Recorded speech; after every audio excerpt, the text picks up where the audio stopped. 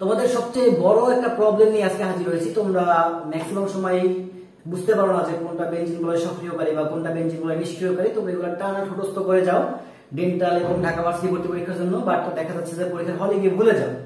তো এই সমস্যা থেকে সমাধান করার জন্যই আমি আজকে তোমাদের সামনে একটা সুন্দর ট্রিক্স নিয়ে হাজির হলাম, যাতে তোমরা হচ্ছে গিয়া কোনটা বেঞ্জিন বলয় সক্রিয়কারী, কোনটা বেঞ্জিন বলয় নিষ্ক্রিয়কারী, তারপরে কোনটা ধনাত্মক আবেশীয় ধর্ম আছে, কোনটা ঋণাত্মক আবেশীয় ধর্ম আছে, কোনটা ধনাত্মক মেসোমারিক ফল, কোনটা ঋণাত্মক মেসোমারিক ফল, এই সবগুলো জিনিস যেন খুব সহজেই আমরা মনে রাখতে পারি, সেটারই একটা ট্রিক্স আজকে আমরা দেখবো। তো খেয়াল করো, খুব মনোযোগ দিয়ে খেয়াল করো।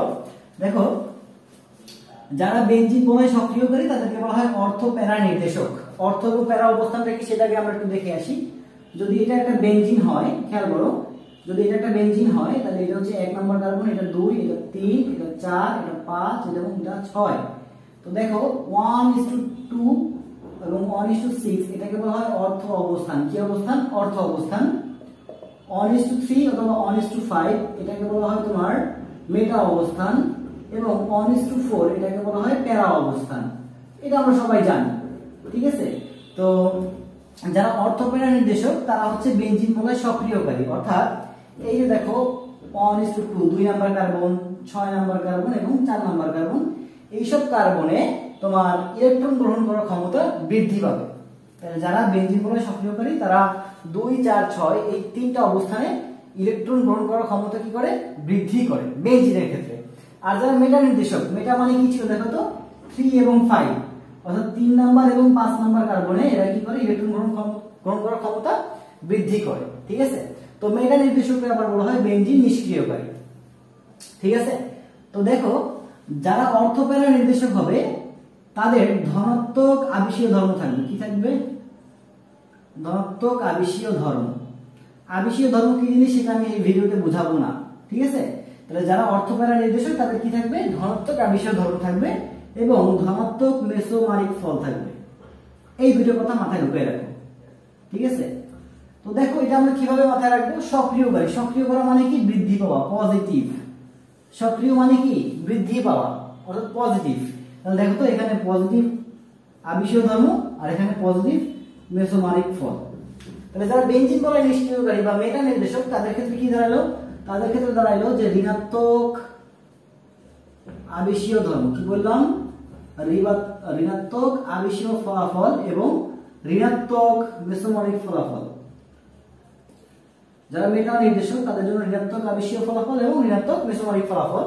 তো ঋণাত্মক আবেশীয় ফলাফলটাকে আমরা -i দ্বারা প্রকাশ করতে পারি এবং ঋণাত্মক মেসোমারিক ফলাফলকে আমরা -m দ্বারা প্রকাশ করতে পারি।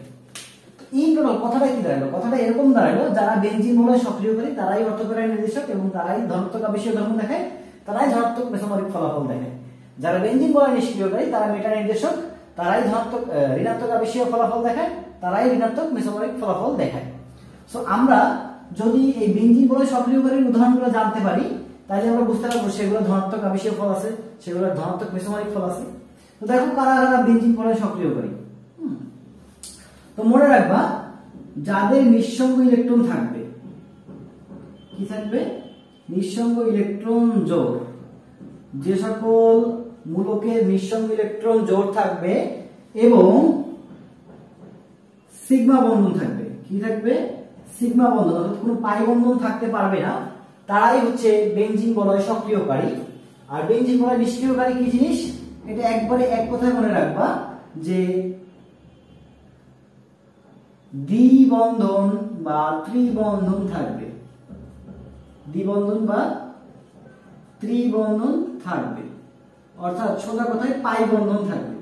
তাহলে যে সকল মূলকের পাই বন্ধন আছে তারাই বেঞ্জিন বলয় নিষ্ক্রিয়কারী বা ঋণাত্মক আবেশীয় ফলাফল দেখায় বা ঋণাত্মক মেসোমারিক ফলাফল দেখায়। ফর এক্সাম্পল, আমি চলে যাচ্ছি C111N সায়ানমূলক। C111N দেখো, সায়ানমূলকে কি আছে? ট্রিপল বন্ধন আছে, তাই না? সায়ানমূলকে ট্রিপল বন্ধন আছে।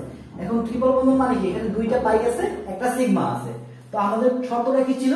যে দ্বিবন্ধন বা ত্রিবন্ধন থাকলে, অর্থাৎ পাই বন্ধন থাকলে সেটা কি? বেঞ্জিন বলয় নিষ্ক্রিয়কারী। তাহলে সায়ানকে আমরা বলতে পারি কি? বেঞ্জিন বলয় নিষ্ক্রিয়কারী। আবার যারাই বেঞ্জিন বলয় নিষ্ক্রিয়কারী তারাই কি? ঋণাত্মক আবেশীয় ফলাফল দেখায়, ঋণাত্মক মেসোমারিক ফলাফল দেখায়। তাহলে সায়ান কি দেখাবে? ঋণাত্মক মেসোমারিক ফলাফল দেখাবে। ওকে, আচ্ছা।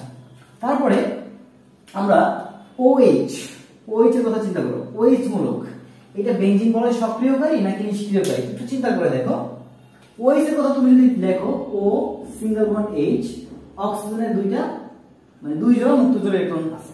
এই যে এটা হচ্ছে ওএইচ, অক্সিজেনের দুই জোড়া মুক্ত জোড়া ইলেকট্রন এবং এই যে দেখো সবগুলো বন্ধন কি সিগমা বন্ধন। তাহলে বেনজিন বলয় সক্রিয়কারী বা অর্থপ্যারা নির্দেশকের শর্ত কি ছিল? নিঃসঙ্গ ইলেকট্রন জোড় থাকা লাগবে। তাহলে দেখো ওএইচ এর কি নিঃসঙ্গ ইলেকট্রন জোড় আছে? হ্যাঁ আছে। এবং কি থাকা লাগবে? সিগমা বন্ধন থাকা লাগবে। দেখো সিগমা বন্ধন আছে, কোনো পাই বন্ধন নাই। তাহলে ওএইচটাকে আমরা বলবো অর্থপ্যারা নির্দেশক। সোজা হিসাব NH2 এটা যদি আমরা ব্যাখ্যা করতে যাই, দেখো নাইট্রোজেন সিঙ্গেল বন্ধন দিয়ে দুটো হাইড্রোজেন এবং নাইট্রোজেনে কি আছে? মুক্ত জোড় ইলেকট্রন আছে। তাহলে দেখো এই যে নাইট্রোজেনের মুক্ত জোড় ইলেকট্রন আছে এবং হাইড্রোজেনের কি আছে? এই হাইড্রোজেনের সঙ্গে নাইট্রোজেন দুইটা সিগমা বন্ধন দ্বারা যুক্ত, কোনো পাই বন্ধন নাই। তাহলে NH2 এটাও একটা নিঃসঙ্গ ইলেকট্রন, সরি এটাও একটা বেনজিন বলয় সক্রিয়কারী নির্দেশক বা অর্থপ্যারা নির্দেশক, বা এটাকে আমরা বলতে পারি ধনাত্মক আবেশীয় ধর্ম দেখায়, এটা যে ধনাত্মক মেসোমারিক ফলাফল দেখায়। সো দেখো আমার কিন্তু আলাদা আলাদা করে উদাহরণ মুখস্থ করার কোনো দরকার নাই। আমি কিন্তু জাস্ট একটা উদাহরণ দিয়ে কিন্তু তিনটা জিনিস মনে রাখতে পারতেছি যে কারা বেনজিন বলয় সক্রিয়কারী, কারা ধনাত্মক আবেশীয় ফলাফল দেখায়, কারা ঋণাত্মক মেসোমারিক ফলাফল দেখায়। কিন্তু আমরা জাস্ট একটা উদাহরণ দিয়ে মনে রাখতে পারি আমরা। তো দেখো এখন আমাদের হাতে একটা কোশ্চেন আসছে যে CH3 কোন ধরনের ফলাফল দেখায়। ওকে, তো আমরা কিন্তু মোটামুটি কনসেপ্টটা শিখে গেছি। তারপরে কনসেপ্টটা আরেকবার বলি। যারা বেনজিন বলয় সক্রিয়কারী তারাই ধনাত্মক আবেশীয় ফলাফল দেখায় এবং তারাই ধনাত্মক মেসোমারিক ফলাফল দেখায়, এবং তাদের কি থাকা লাগবে? নিঃসঙ্গ ইলেকট্রন জোড় থাকা লাগবে এবং সিগমা বন্ধন থাকা লাগবে। আর যারা বেনজিন বলয় নিষ্ক্রিয়কারী তারা কি করবে?